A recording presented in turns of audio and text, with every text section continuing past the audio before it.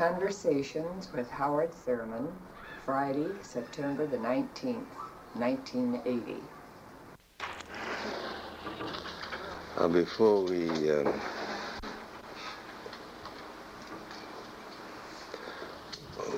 move into the more cerebral part of our time, which begins when we talk about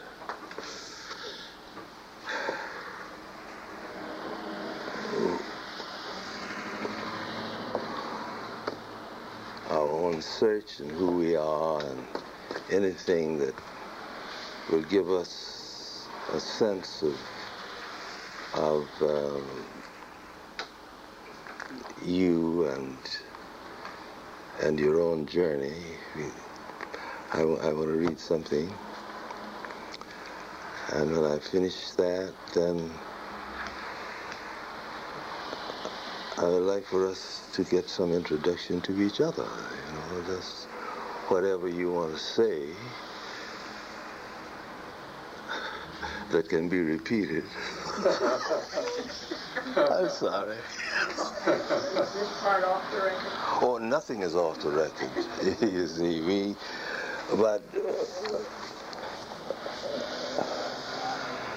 You see, we are going to get acquainted with each other inevitably at what I hope to be an increasingly deeper level. So you don't need to bother about that. But what we want some handles, anything from your name to anything else you want to say that would give you a feeling of being at home in our journey, and also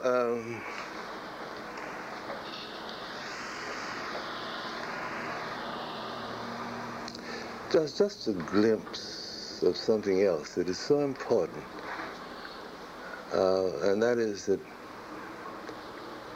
you for a minute, maybe a second, or maybe for a lifetime, I don't know, but you slip your pass key into somebody's hands so they can open the door and walk around and take a look at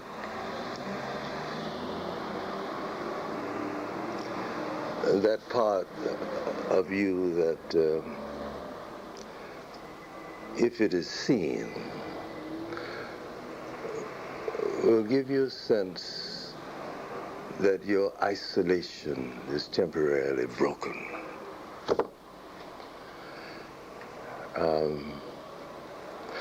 Because I think that everybody feels in some way that he or she is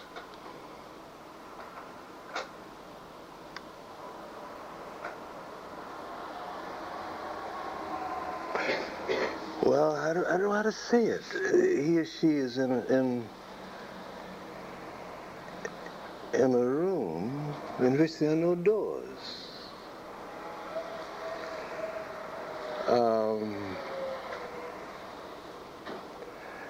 And I think there's nothing quite as confirming as the feeling that somebody knows you're in that room. Somebody knows you're in that room. And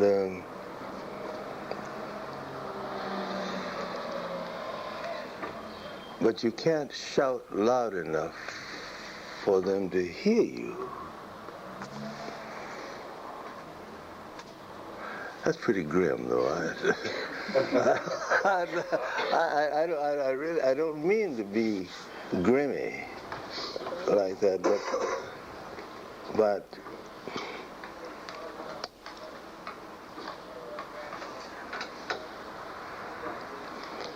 sometimes I think that the whole journey of man's life is to break out a sense of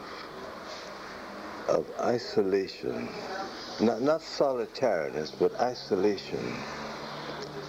And I think the spiritual root of that is the great built-in desire to be understood, to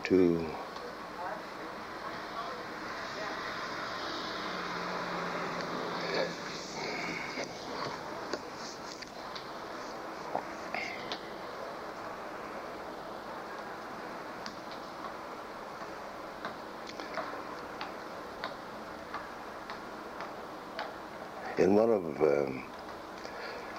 Olive Schreiner's childhood experiences with her missionary parents in South Africa, a favorite friend of hers, who was the clergyman of the Anglican, Anglican Church. Our father was a missionary and from the London Missionary Society, and there was no great love between these two offshoots of the Protestant religious experience. And Olive Schreiner liked this man, but she was not permitted to give any evidence of this because she was in the way. So she hid his hat because she knew that he wouldn't dare go out of the South African sun without his hat. And they couldn't find it anywhere. And her mother called her and said, did you do anything with the father's hat, or whatever she called it? Oh, she said, yes, I hid it. I want him to stay with us forever. So I'm going to lose, 10 years old now, I'm going to lose my personal identity. So I can't remember what I did with it. You know how insecure a parent must feel when a 10-year-old child says that to you. But so that I'm concerned in our journey that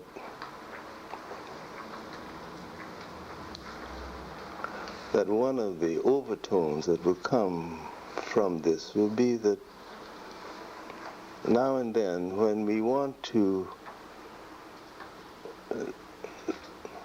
open the door of our sense of isolation, we can feel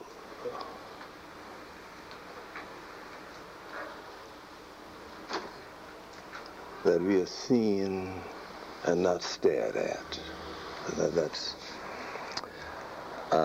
So when I finish reading this, we'll have a little moment, and then I'd like for each one of us to say anything that gives us a scent on your trail.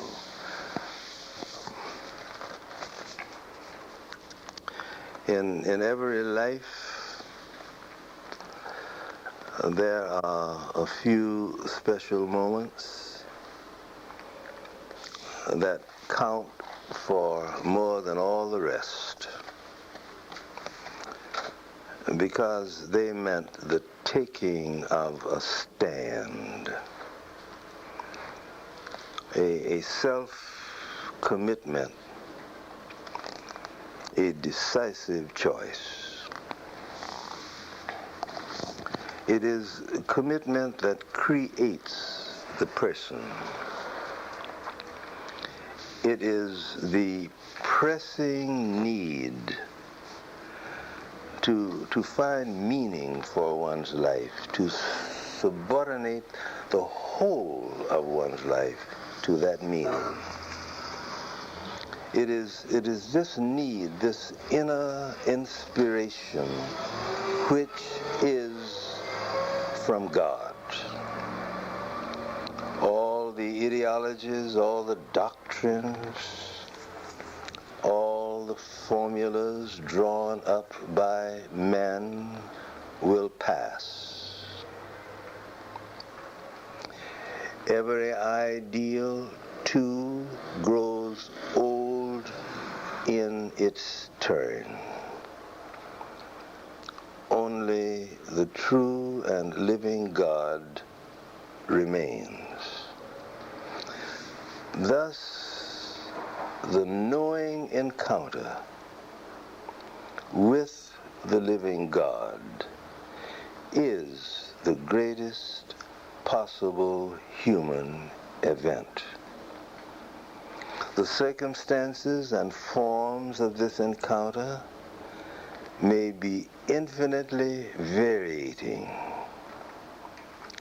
It always comes as such a surprise that the conviction is inescapable, that it is the doing of God, the result of God's direct initiative.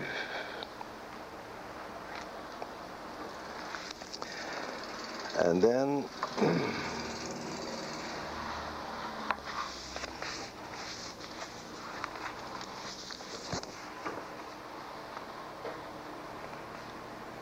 therefore, inherent in life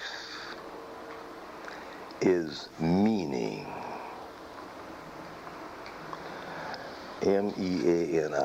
meaning. Inherent in life is meaning.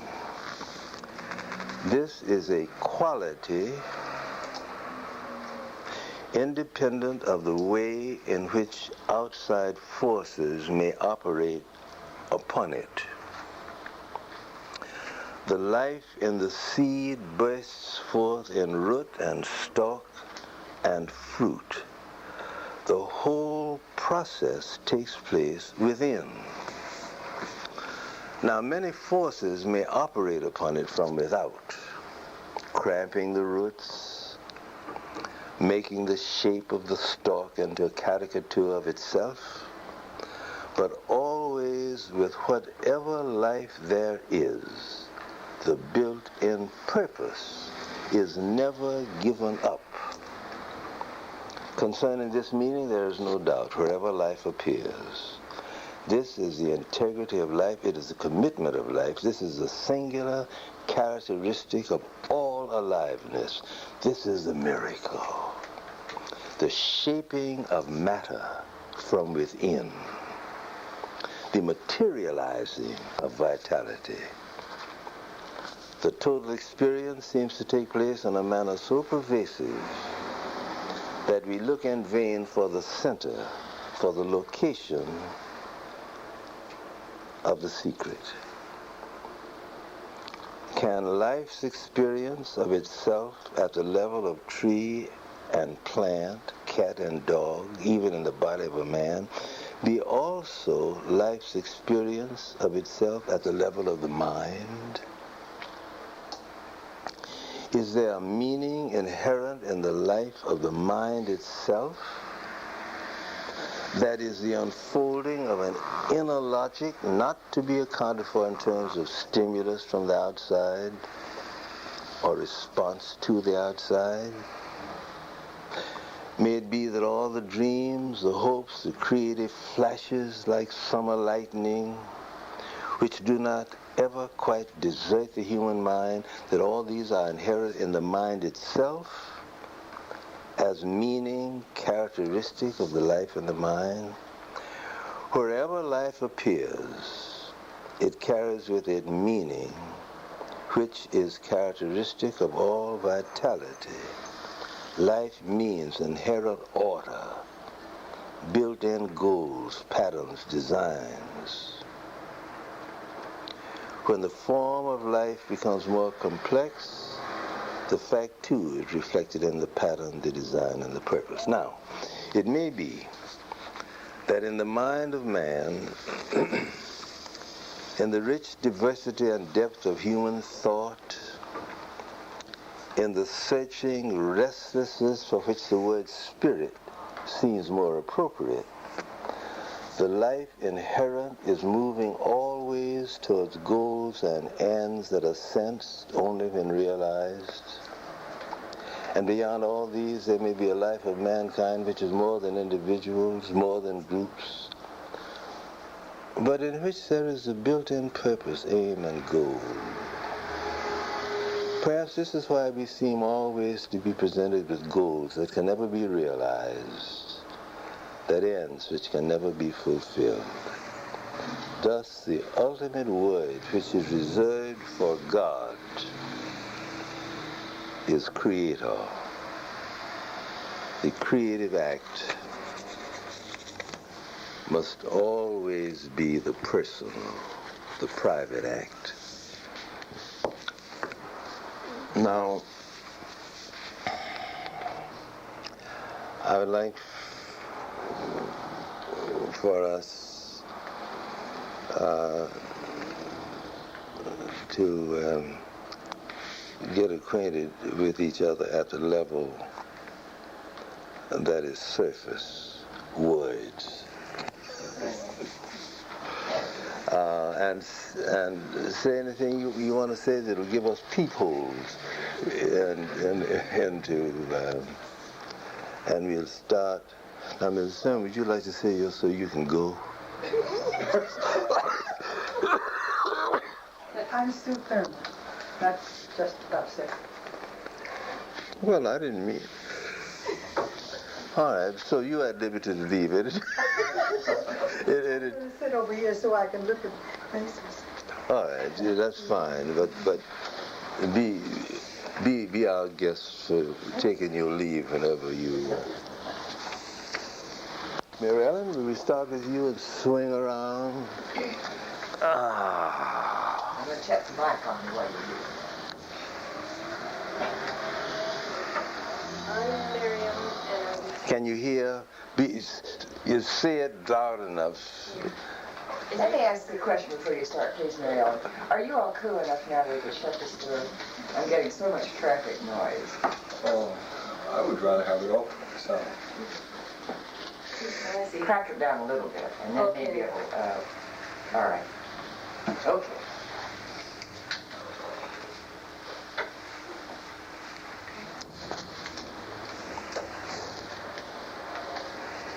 you know my name is Mary Ellen. What maybe you don't know is that I'm sorry that I was late. I'm quite conscious.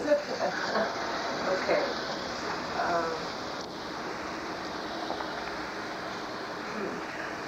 I'm very happy to be here. It's a privilege to be here.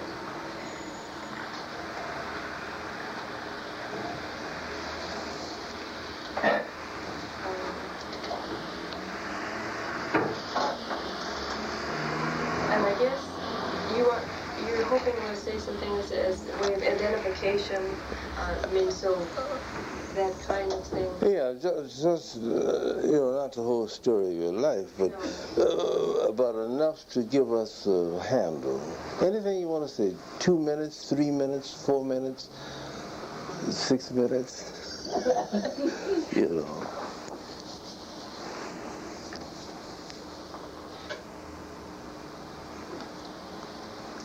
I guess why I'm hesitating is because we identify ourselves in different ways sometimes, depending on the person that we're talking with. I mean, in the situation that you're in, whether you're meeting a new friend or looking for a job or whatever. And I guess we're kind of a different coming together, I feel. So, quickly then, I've been a teacher. I've done agency work. I like working with people. I like working with children especially. I have been married. I am divorced. I have 3 grown sons.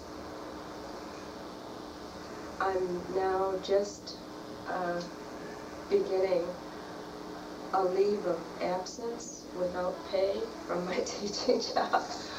I'm moving toward the simple life, I think, maybe out of necessity. And I will have this fall term, maybe the year, studying at Yale at the Divinity School. I have an interest in religion and religions. And I have a part-time job at a daycare center, which keeps me in touch with little folks. So that's quite a bit about myself, I think, first time. Where were you born? I was born in New Orleans. New Orleans? But I grew up in Detroit.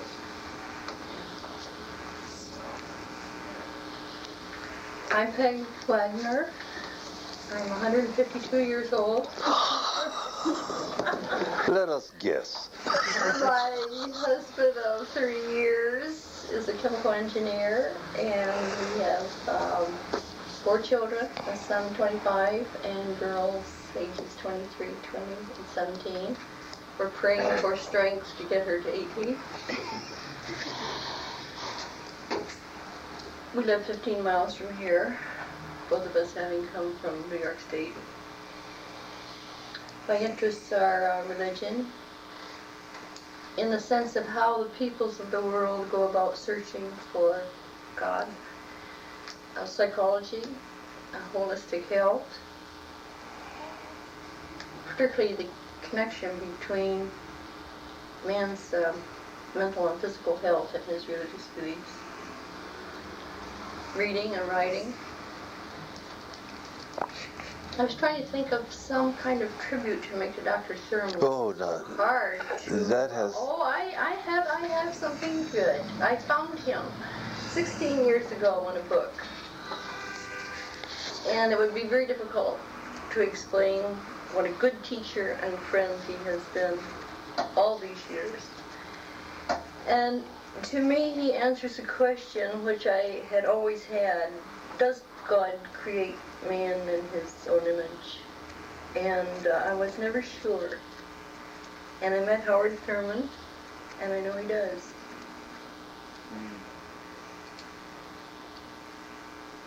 Lucille? Coming here tonight is my 59th birthday present. And when I was 34, and a very troubled young woman thinking, is this really all there is to life? I had a beautiful home, a husband, and 2 children, but there was some little voice within me saying, is this all? Is this all? Is this all there is to it? I had a first real breakthrough religious experience. I had never belonged to a church in a CFO camp. I won't go into that.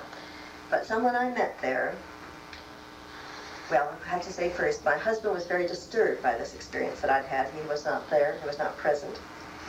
And trying to figure out what was happening to me, he said, where are you now? You know, where are you now?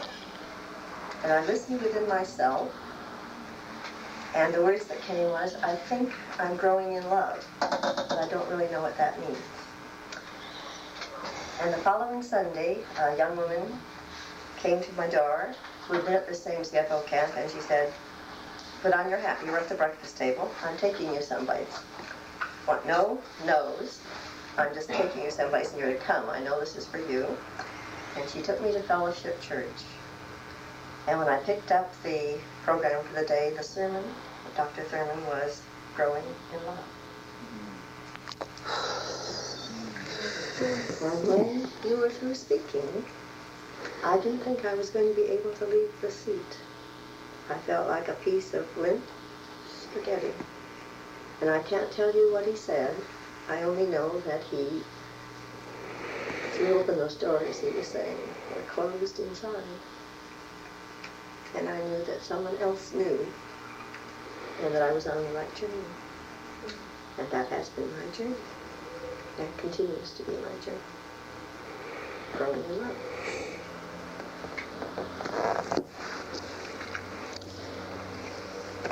Presently, I was married for 30 years and divorced. And I'm in an entirely new life. I'm now married to Del Anderson, who is the president of the overseas branch of CFO, where we have 64 camps around the world, and from the little housewife, mother, the acorn, the oak tree is beginning to sprout, and I find that my world has become very large. And that love needed to grow to start encompassing that larger world. So the larger world is growing me, and I am finding that oneness in many, many places.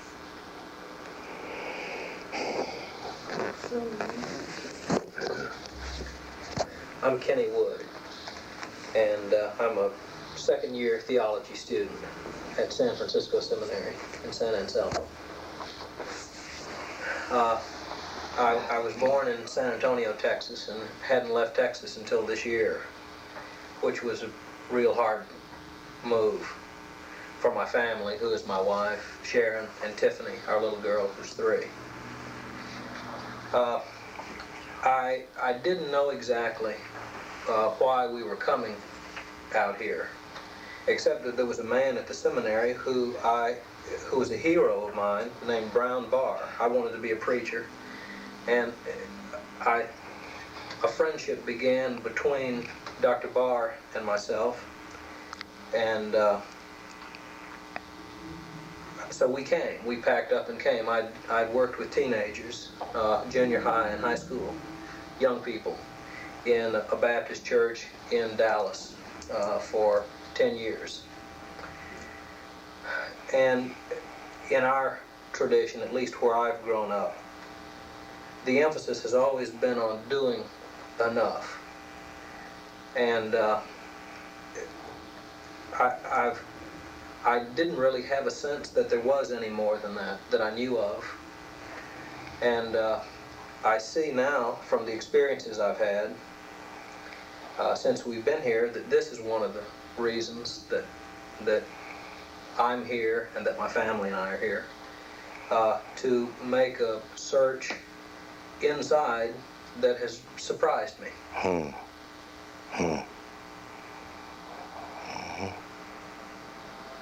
Yeah. Yeah.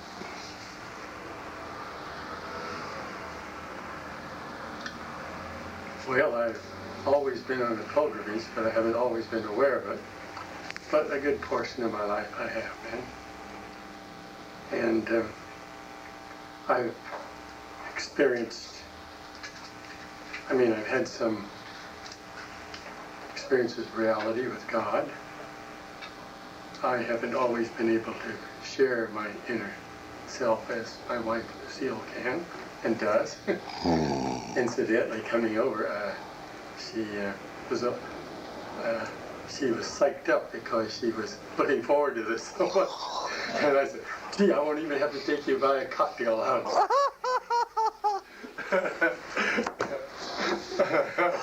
Yeah. But this, I just hit the jackpot in that I found a birthday present that was so meaningful to her. Oh, I'm very grateful for that. Yeah, thank you. Because she's deserving of Yes. whatever the best is that I can do for her. I was born here in California, right nearby. And that makes me unique. Yeah, that's right. That's right. As a boy, I was very poor, struggled, worked hard. And then, through the grace of God, and it really was the grace of God, and I couldn't have been otherwise, I was able to, I was in business, had a dry cleaning business, nothing very romantic, but cleaning dirty clothing. But when I was 43, I did retire from the economic field and have been able to do many things that would have been impossible otherwise. And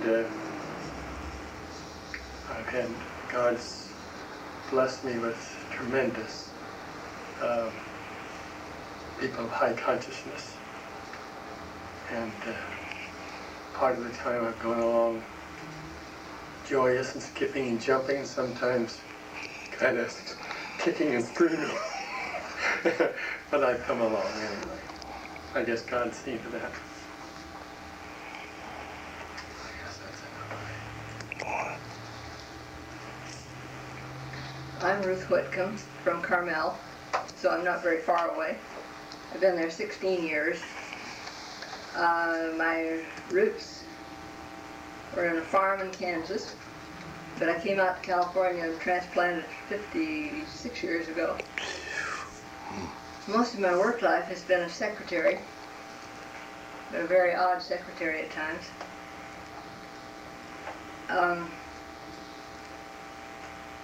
I have spent my 75th year looking at everything that I was doing. This was a suggestion of a friend, and it became quite an interesting experience to look at everything I was doing to figure whether it was something I really wanted to do or whether I was doing it just because I got into it or because somebody else wanted me to do it and I was doing that kind of thing. That included several activities in the Wayfarer Church, Methodist Church. In fact, I grew up thinking that the Methodist Church was really the only church there was.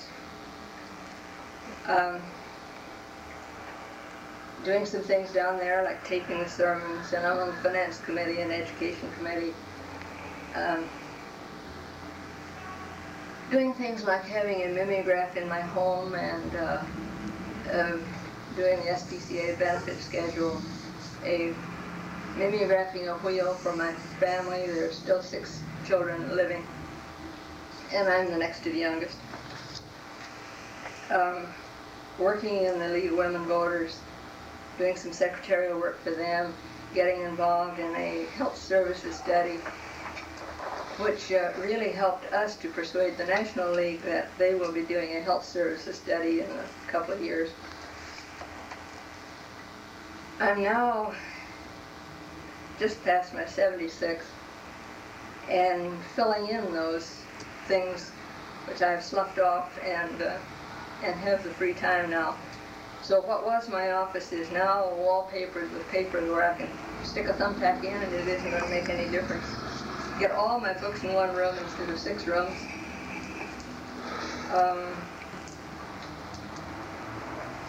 And also to figure out what it was that made me, in 1933, when I was at a junior business girls conference in Asilomar, become very interested in one of the adult faculty or adult leaders. And since then our paths have kind of crossed pretty often. So I think one thing that's happened is that all of those things led to right here and right now. Yeah. I'm Lois Rochford. I was born in South Dakota, a farm. I love the wide open fields.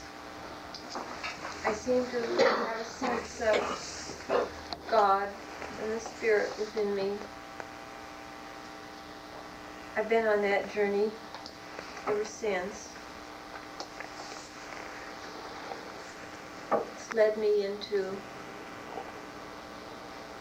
openings of myself.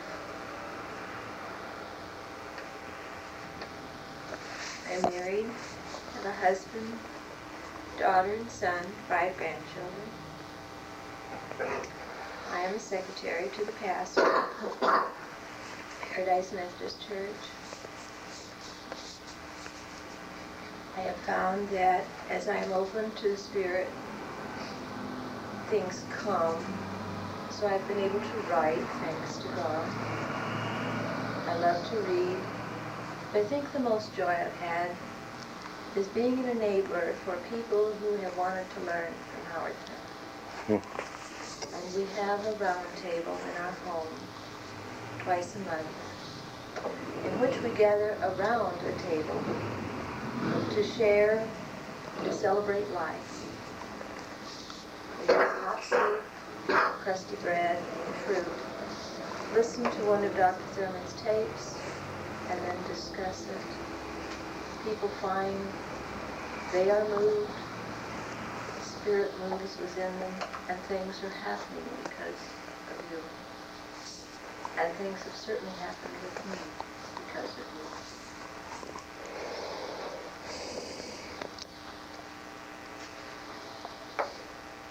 I'm Roger Eaton.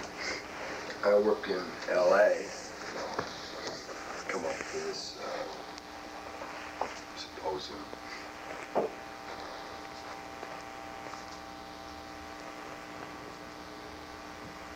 I'm not sure what to say.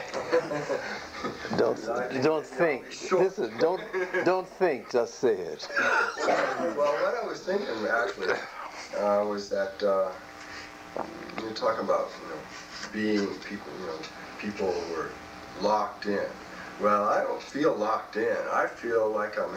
This is just something that struck me, and if you press me on it, I won't be able to back it up. Of course. I feel like I'm in a drafty hall. I don't feel locked in at all. Yeah. But on the other hand, it doesn't all quite fit together. So I'll tell you, I work for Princess Cruises. That's the love boat. I work as a computer operator there. And I guess I'm here because I think Dr. Thurman understands a lot of things. And I'm really interested to try and make sense of what's going on. And I'm hoping maybe I'll learn some. That's it.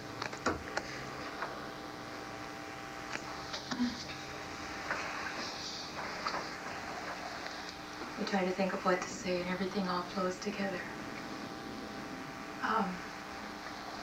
I'm Sarah Roberson. I'm from Minneapolis. I've lived in Minnesota all my life. I was born like some of the rest of us on a farm. And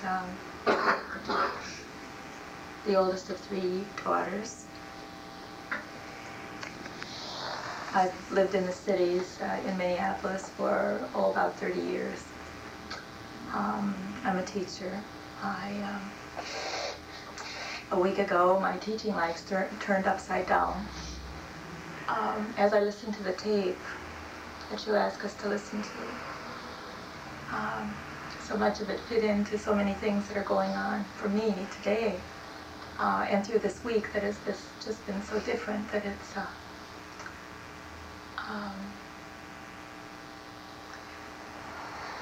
it's special to be here because of what we're talking about and sharing. Also to get away from all of the not chaos, because what happened involved my taking a stand and following it through. I first met Dr. Thurman in 1966, and I heard him at a church that he was speaking in Minneapolis. And after the service, you go up and shake the person's hand. And the way in which he does it, the sense of presence that's there to give you the feel, or at least to give me the feel, that he's someone you've known all your life. It's a very special gift. I don't think I've ever met anybody that has, where I felt that sense, besides Dr. Thurman.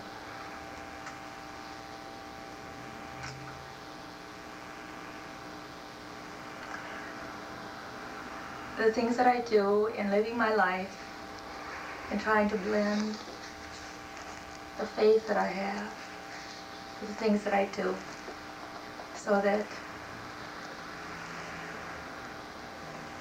well, and as in what he read tonight,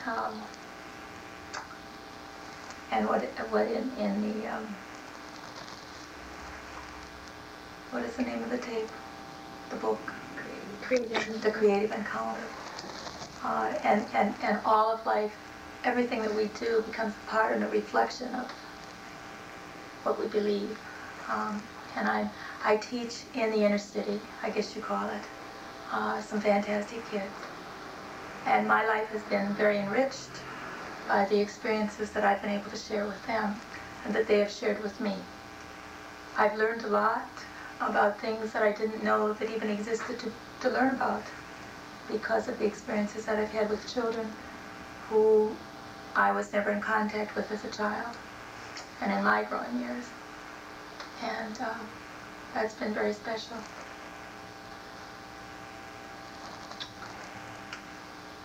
It's special to be here.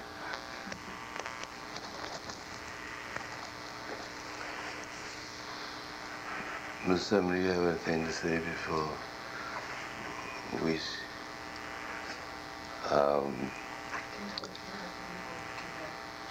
oh no, I moved out of that because I can't. I think he wants me to say how very pleased we are to have you here.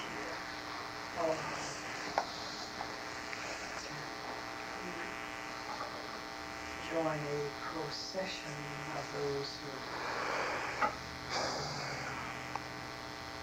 are in search of mobile truth. It's a good phrase. Gee whiz. Yeah, that's good.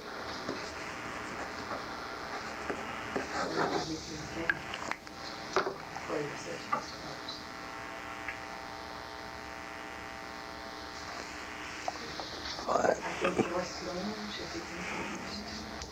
This very interesting person who is. Want to say something about yourself, I've been writing to Joyce Sloan, and I work with tapes.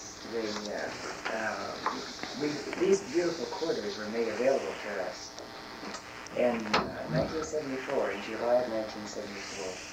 And a couple of years before that, I had recently moved to San Francisco and had made contact with Dr. Thurman again. I had met him years before when I was on the East Coast.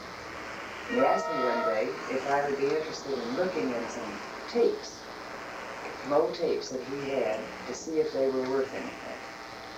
And we went out in the garage together, and there were some boxes, of course, that were nice and neatly packed, just like they had been shipped from one part of the country to the other. And then there were other boxes, and half the tape was strung out, and this and that.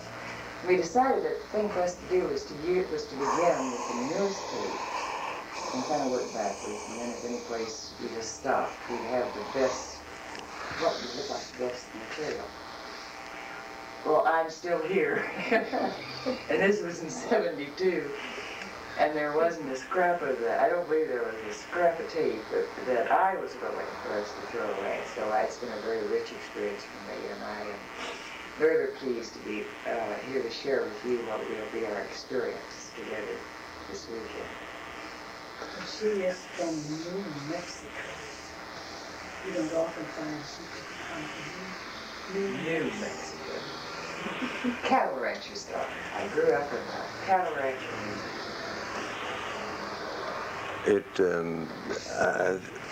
I think it's important to say